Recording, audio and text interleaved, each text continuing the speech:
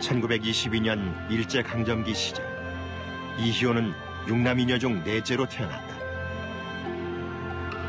그 시절 여자도 공부를 해야 한다며 배움의 중요성을 강조한 어머니 덕분에 이희호는 공부에 대한 열망이 높았다. 이화여고 재학 시절 그녀는 재치있고 고든 성격으로 반장을 도맡아야 했다. 여고 졸업반이 되자 무엇이 될 것인가를 놓고 고민하다가 여성박사 제1호 김한란을 목표로 잡았다. 그러나 졸업을 앞두고 이효에게 커다란 근심거리가 생겼다. 어머니가 원인을 알 수 없는 병에 걸려 알아누운 것이다. 1년만 곁을 지켜달라고 하는 어머니의 간곡한 부탁으로 이효는 전문학교 입학시험 준비를 중단한다. 그러나 어머니는 딸이 집으로 내려간 지 사흘 만에 세상을 떠났다. 어머니가 돌아가신 후 뒤늦게 이화여전에 입학한 이희호. 아버지가 반대한 대학 공부. 그러나 이희호는 포기하지 않았다. 학교를 그만뒀으면 좋겠다는 아버지 말에 기숙사를 나왔어요. 아빠가 반대한다면 스스로 벌어서 학교에 다니는 수밖에 없었거든요.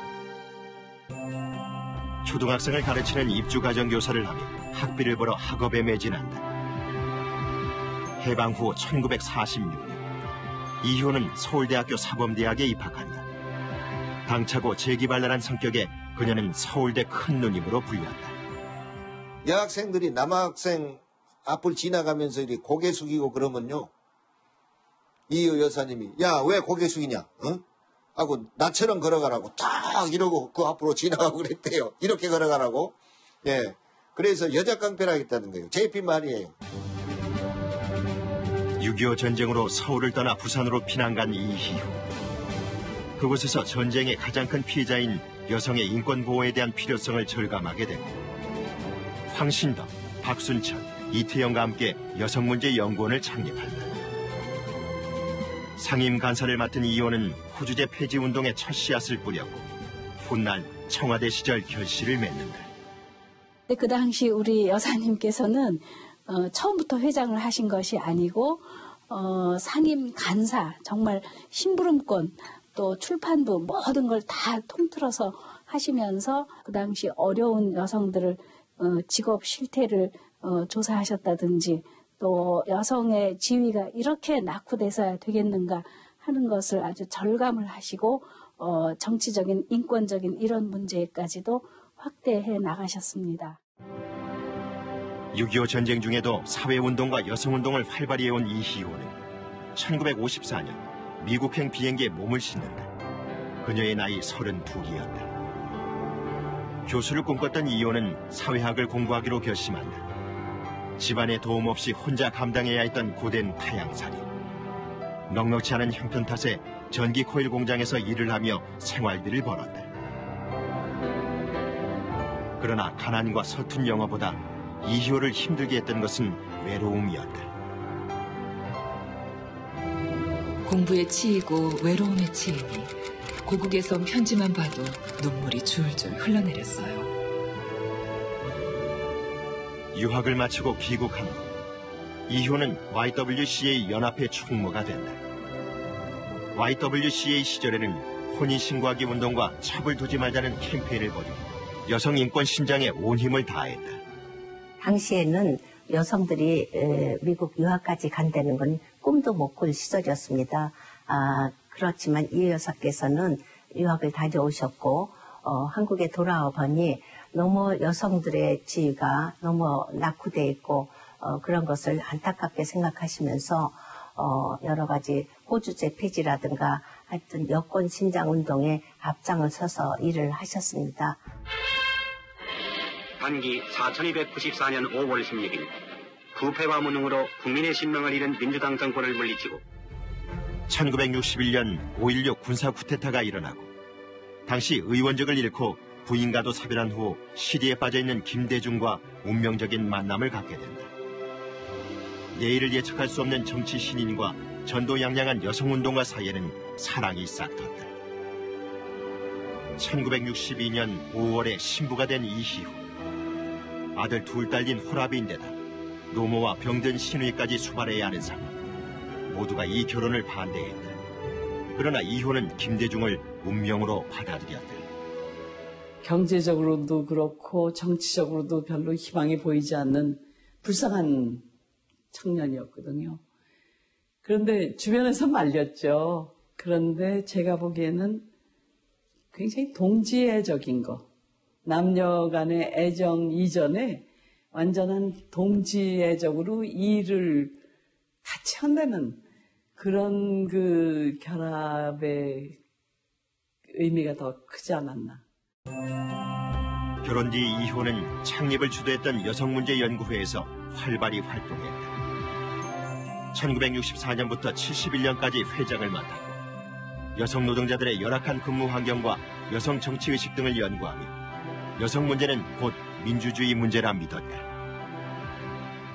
여성의 인권이라는 거, 이런 것이 민주사회의 기본이 돼야 된다.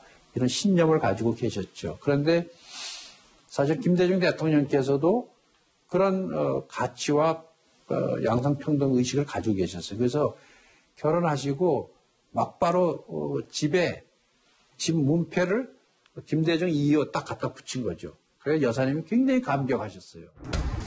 1967년 6월 7대 총선으로 목포에 출마한다. 정치인의 아내가 피할 수 없는 선거운동.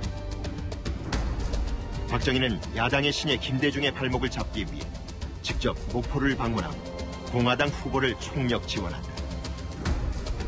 이효도 온 힘을 다해 남편의 지지를 호소한다. 김대중이 대규모 연설을 하는 동안 그녀는 골목을 누볐다. 지역 사정을 잘 아는 사람의 도움을 받아 유권자들의 집을 가가호호 방문한다. 정치적 동지 이효의 지원에 김대중은 힘이 난다. 7대 목포 선거에서 승리의 여신은 김대중의 손을 들었다. 그러나 험난한 가시밭길이 그들을 기다리고 있었다. 7대 대선에서 박정희 대통령과의 한판 승부. 민주주의국가는 한 사람의 강력직권을 사용하지 않습니다. 그러나 결과는 안타까운 패배였다. 그리고 8대 총선을 이틀 앞두고 김대중은 의문의 교통사고를 당한다. 팔을 다친 그는 서둘러 응급처치를 하고 신민당 후보 지원 유세에 나섰다. 그 모습을 지켜보는 이희호는 남몰래 눈물을 삼켜야 했다. 1972년 유신이 선포된다. 박정희 정권은 계엄령을 선포, 권력에 반대하는 사람들을 올가매기 시작한다. 그리고 1년 뒤 반독재를 외치던 김대중이 일본에서 납치된다. 전화가 왔어요. 일본 우리 한국 특파원 요미우리 신문 누구라고 하면서 사모님을 바꿔달라 하더라고요. 바꿔드렸어요. 전화를 받은 모습이요. 얼굴이 창백하니 말을 못해요. 전혀 말을 못해요. 네, 그래요. 이러더니 전화 끊은 다음에 홍고리 아빠가 납치되었다는 거예요. 나중에 알았지만 그 소식을 듣고 이효 여사님은 방 안에서 식음을 전폐하고 기도를 하셨어요. 예. 그래 누가 찾아와도 없다 하고 기도에 방해된다고. 그래 기도만 하신 거예요. 행방불명이 된 남편을 찾아 헤맨 지 6일째. 남편 김대중이 이희호의 눈앞에 나타난다. 교통사고와 납치, 죽음의 문턱을 넘나들었던 남편. 김대중과의 인연은 그녀를 현대사의 거센 소용돌이 속으로 빠져들게 만든다. 1976년 3.1 민주구국선언문 작성에 가담한 혐의로 김대중을 비롯한 민주인사 11명이 구속된다. 재판은 비공개였다. 분노한 구속자 가족들은 거리 투쟁에 나선다. 남편의 수감번호를 가슴에 새기고 시위에 앞장선 이희호. 무궁화를 상징하는 보라색 한복으로 민주화를 외쳤고 검정 테이프로 입을 가려 언론의 침묵을 비판했다. 우리 구속자 가족들이 전부 한마음 한뜻으로 어디 길거리에서 의사표시할 때도 모여서 어쩔 때는 입에다 테이프를 둘렀잖아요. 십자가로. 그 유명한 사진이 됐죠. 이렇게 투쟁하면서 결국 이 비폭력 무저항의 그런 투쟁을 이효 여사님이 선도했죠. 박정희 정권의 탄압으로 죽음을 넘나드는 고난을 겪으며 김대중과 이희호 두 사람은 부부의 관계를 넘어 독재와 싸우는 조국의 지도자와 동지로 변해갔다. 또한 옥중 남편을 위한 아내로서의 내조도 게을리하지 않았다. 수감 중인 남편에게 차입하는 옷은 속옷은 물론 양말까지 다려 넣었다. 뿐만 아니라 거의 하루도 빼놓지 않고 편지를 썼다. 편지에는 항상 남편의 고단한 투쟁에 대한 격려도 잊지 않았다. 엽서에다가 깨알같이 현명으로 보야만 그 글씨 갖다가 한 장에다가 앞뒤로 몇만 장의 글씨를 써요. 어떤 때는 식사를 하시다가 고생을 하고 계시면 어머님을 생각해가지고 손수건으로 눈을 가리고 펑펑 울 때도 있었어요.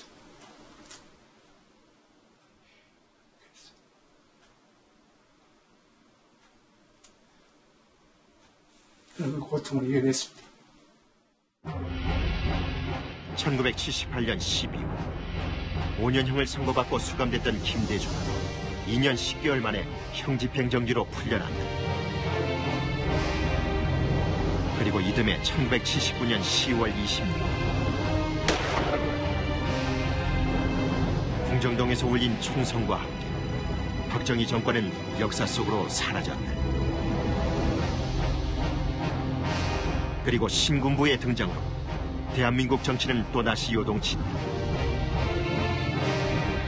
1980년 2월 민주인사 687명이 사면 복권되고 그 명단에는 김대중의 이름이 있었다. 자유의 몸이 된 김대중과 이효는 활력이 넘쳤다. 이효는 남편 못지않게 유명인사가 돼 있었다. 그러나 봄은 너무도 짧았다. 1980년 5월 17일 김대중은 다시 신군부에 의해 내란 음모죄로 긴급 체포되고 그리고 내려진 사형선. 남편의 구명운동을 위해 있는 힘을 다한다. 지미 카터 미국 대통령에게 편지를 보냈어요. 남편의 목숨을 구해달라는 편지였죠. 경찰이 철통같이 에워싸고 있어 내가 쓴 편지는 우리 집 도우미가 퇴근할 때 몸속에 숨기고 나갔어요. 사형에서 무기징역, 그리고 다시 징역 20년으로 감형한 군사정권은 김대중을 미국으로 내보냈다.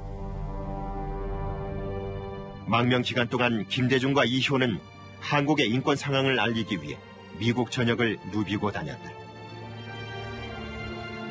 그리고 1985년 2월 김대중이 망명상한을 접고 귀국 의사를 밝힌다. 하지만 총선을 앞두고 있던 전두환 정권은 귀국을 막기 위해 필사적이었다. 회유와 협박에도 불구하고 두 사람은 귀국길에 오른다. 2년 3개월 만에 귀향. 김대중은 잊혀지지 않았다. 그러나 부부는 자유를 얻지 못하고 자택에 갇히고 만다. 동교동 감옥 생활이 시작된 것이다. 1987년 6월 군부 독재의 종말을 원하는 국민들의 함성은 들불이 되었다. 내 손으로 뽑는 대통령. 마침내 군사정부는 국민들의 요구를 받아들인다. 곧이어 김대중은 사면 복권된다. 김대중과 이효는 다시 출발선에 섰다. 6월 항쟁 이후 대통령 직선제로 실시된 제13대 대통령 선. 국민들은 김대중과 김영삼의 단일화를 원했다. 하지만 후보 단일화 문제로 난항을 겪던 두 사람은 끝내 서로를 등지고 각자의 길을 가게 된다. 국민의 힘으로 얻어낸 대통령 직선제, 제13대 대통령 노태우 당선. 그러나 양김의 분열로 정권 교체는 실패로 끝났다. 양김 분열하면은 반드시 선거에 진다. 그래가지고 당사를 점령을 하고 두 지도자 집에 막 학생들이 막 자비부에서 그냥 투쟁을 벌이고 민주투쟁할 때는 같이 힘을 합해가지고 단일 세력으로 민주투쟁을 해서 성공을 했는데 이제 그 정권을 먼저 잡겠다고 분열하는 모습을 보니까 아직까지 정권을 잡기는 빠르다. 1992년 제14대 대선. 김대중은 김영삼, 정주영과 함께 승부를 가른다. 김대중의 나이 67. 마지막 기회라는 생각으로 이효는 남편의 당선을 위해 온 힘을 다했다. 그러나 세 번째 대권에도 실패한 김대중은 정계 은퇴를 선언한다. 남편이 불러주는 대로 정계 은퇴 선언문을 적었어요. 내 손으로 써서 복사하고 신문사에 돌렸죠. 마음은 아팠지만 남편의 뜻이었기에 따랐어요. 정계 은퇴를 선언한 지 2년 후 아태재단 설립으로 김대중의 정계 복귀설이 대두된다. 이시호의 반대도 불구하고 김대중은 새정치국민회의를 창당, 1997년 5월 대선 후보로 나선다. 그리고 자민련의 김종필과 연대한다. 김대중은 1998년 2월 4번의 도전 끝에 대한민국 15대 대통령이 된다. 김대중의 당선과 함께 퍼스트레이디가 된 이희우. 그녀의 나이 76세. 역대 영부인들 중 가장 고령의 나이였다. 여성운동가였던 그녀가 영부인이 되자 행정부에는 많은 변화가 일어났다. 노무현 정부 처음 출발 때 여성특별위원회라는 게 만들어졌었고 그것이 여성부로 발전하게 됐고 양성평등법도 만들고 호주제가 뭐 이미 폐지되고 이런 것들을 다 한 게 그래서 이제 우리나라 여성운동의 데모처럼 역할을 하셨죠. 또한 이희호가 영부인이 된 후 가장 먼저 가진 직책은 결시가동을 돕기 위해 설립한 사단법인 사랑의 친구들의 명예회장이었다. 그리고 2년 후 한국여성재단을 발족시킨다. 이효 여사가 대통령 부인이 되셔가지고 영부인이 되셔가지고 청와대로 가시면서 그때 여성계가 신바람이 났죠. 여성 문제를 제대로 아시는 분이 가셨으니까 이제 뭐 제대로 한번 펴보자 해가지고 95년 이후에 한국 여성단체들이 부쩍 클 수 있는 계기가 생겼고 그 다음부터는 이제 여성단체들도 많이 강화가 됐죠. 대한민국의 퍼스트레이디로 살아온 5년간의 시간 중 가장 뚜렷한 업적 중 하나는 바로 대통령 부인으로서 독자적인 해외 순방 영역을 개척했다는 점이다. 특히 역대 영부인으로선 처음으로 2001년 5월 대통령을 대신해 유엔 아동특별총회에 참석, 의장국으로 임시회를 주재하고 기조연설을 하는 기록을 남겼다. 제15대 퍼스트레이디로서의 무게를 내려놓고 평범한 시민으로 돌아온 뒤에도 이효는 김대중의 옆자리를 지키며 퇴임 후 활동을 묵묵히 돕는다. 그리고 2009년 8월 뜨거웠던 여름의 태양을 뒤로하고 인생의 동반자이며 동지였던 김대중이 이희호의 곁을 떠난다. 그의 정치 인생의 반세기를 함께해온 동행. 늘 그러했던 이희호는 김대중의 마지막 여정도 함께했다.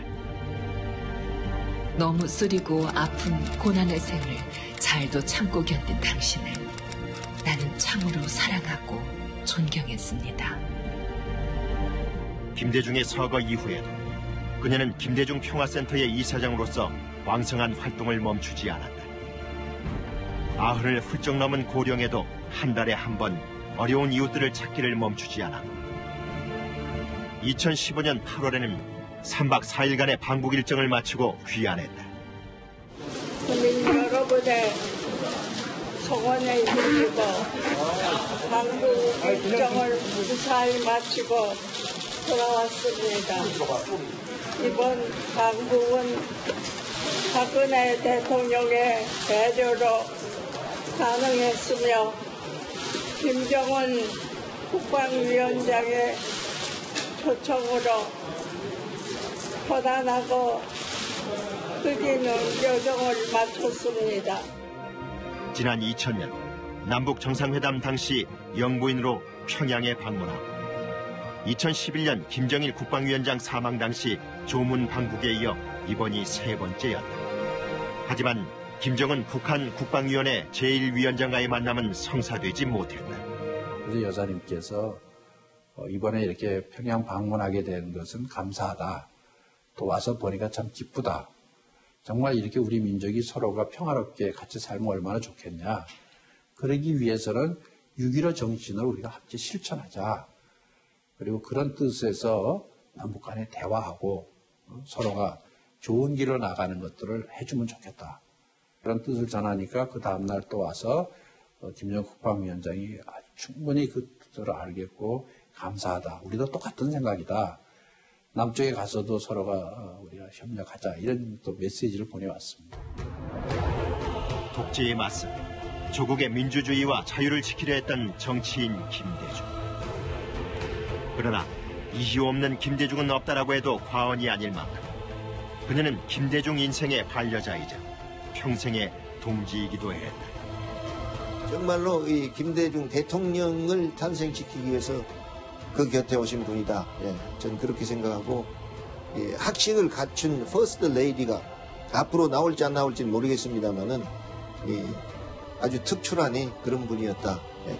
모든 정성을 다해서 생명을 걸고 그러면서 그분한테만 정성을 쏟은 것이 아니라 고통당하는 양심수 그분들까지 힘을 발휘해서 도와주고 참 여성 중에 여성 너무나도 훌륭한 분이었죠.